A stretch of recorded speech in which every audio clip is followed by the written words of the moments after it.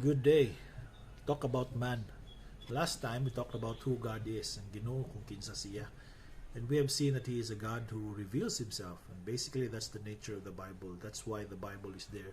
That's why the scriptures is there. When Jesus Christ said in Luke 24:27, the scripture speaks about me from the writing of Moses until the last prophet Malachi, and even the New Testament that we have right now, it's still pointing to Jesus. So we talk about Him. It's a revelation of kinsa siya, and in Bisaya we call that pagpadayag, and that makes the nature of God very wonderful na manindot kayo. Ang uban ng mga Dios-Dios labi na nga na kining Dios-Dios sa mga tao ipanghimo sa mga tao. Kadaghanan dili mailhan ang Dios sa bato, ang Dios nga naa sa lasang, and even ang mga fake sa mga ninuno sa una. It's always an unknown God, and even in time of in Greece, they have this capture of to the unknown God. But no, God in His very nature, at the very beginning of the story of the scriptures or the Bible, He is a God who reveals Himself. And secondly, we've seen that He is a God who is powerful. He made everything out of His Word. Anything that we see today, it was from His Word. And then we've seen that He is a God who is manifested in three persons. And this is also a mystery. And I believe this is really the nature of God. He is cut above us all humans. Dili siya sama sa ato. And we have to establish, and He has to establish God Himself in the very beginning that He is God. And that's why even that nature of Him, that yes, there is one God, but there is three persons in that Godhead, that's mysterious to us. But one day we will really understand it. So that's who God is, and we could not dictate Him. We could not tell Him what He should be. It's really who we are. That's really who He is. Sorry for that. That's how He reveals Himself. And that's why we accept it. We believe on it. And today we'll talk about man. So of all the things that He created, it was out of His Word, and that's why He is very powerful. But there is one creation, and that is man, that He had to take a material and make something out of it, and that is from the dust of the ground He made man. He formed man out of the dust of the ground, and He breathed into his nostrils, his respiratory system, life, and man became a living being. That's why there's an argument, there's a debate of all those who are very smart in the scriptures that about dichotomy or trichotomy or being only one. But it seems there's two aspects of a person, and that is his body, physical one, and the spirit, which is the breath of life nagihatag sa Ginoo, gikan putran sa Ginoo. And we have to remember all of this is a work of God. Now, man is special because he was made out of the relationship of the Godhead, the relationship of the persons in the Godhead. I don't want to say it now, but the Bible in the beginning just says, "Let us make man in our image." I don't want to speculate right there because maura man ay gihatag at the very beginning. So we could just assume that there really plurality in the Godhead, and that's what God reveals. So out of the relationship, because it's plural, they decided, let us make man, di ba? And out of that was a beautiful creation, and that is man himself. So we were created out of the relationship of the Godhead.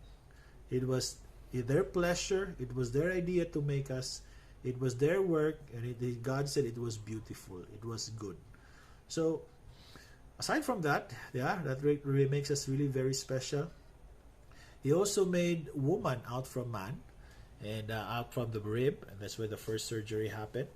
There are very amazing things that God did. Mga kuyaw kina mga butang na gipanghimo sa una, and that's why out from the rib, out from man, He made woman, and they were co-equal. They were together in the garden because God saw that it could not be the animals that will be the companion of man, ang kauban sa tao, but He needed somebody to be like Him, and that's woman. Woman came about, and it was beautiful. And we see here the union of man and woman.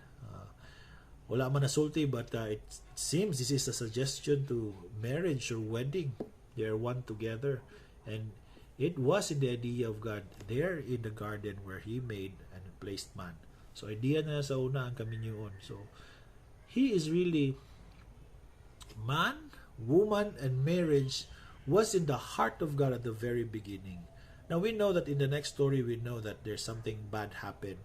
But you just have to take note that man, woman, and marriage happened before that bad thing happened, and it was beautiful. Okay, it was wonderful. So, man is really special. And one thing that we want to point out, that not only that he is special, because it was out of the relationship of the Godhead that he was made, it was their pleasure, kalipay nila, himot sila. But we see here that man was perfect in its state, ang iyang kahimtang. Inusinti siya, actually said they were naked, both the man and woman, and there was nothing wrong with it. And it shows us the innocence of man and the perfection of man at this time. All the things that he knew was good because he was created by God. And we have to remember that, because that was broken somewhere in the narrative, and that has been then the reason that there is somebody is going to be sent from the Godhead to do a redemption, a rescue plan. We will talk more about that next time, but somehow some of you have an idea. Pero ato makita din nga nana sa plano si Ginoo nga to send someone from gikan sa ila harapon, and to restore, that's the word, to restore the state of where man was in the very beginning, man and woman. And we have to remember that he was in a perfect state. And it's true. I don't want to spoil the story, but of course this is just a short message. But that is what really Christ did. He was the one who was sent. He was the Son. We see that in the narrative. And that's what he did. He did what we could not do, rescue ourselves, restore ourselves back to him. So he is the one, siya ang nagtrabaho, ana. And that's why gani on the cross he said, it is finished.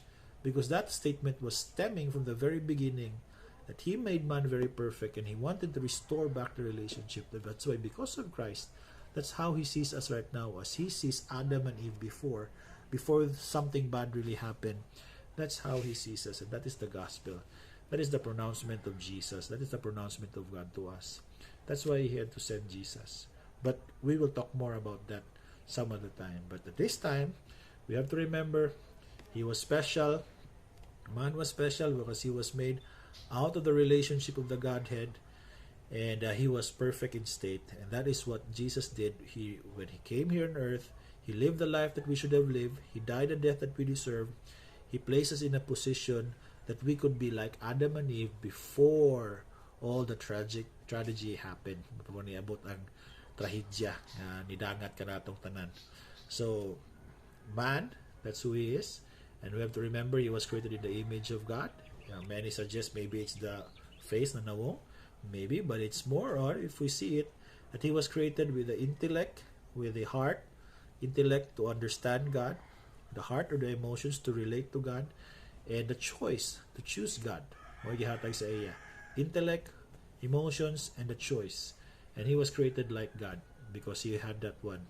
Ang intellect, heart, and even the choice.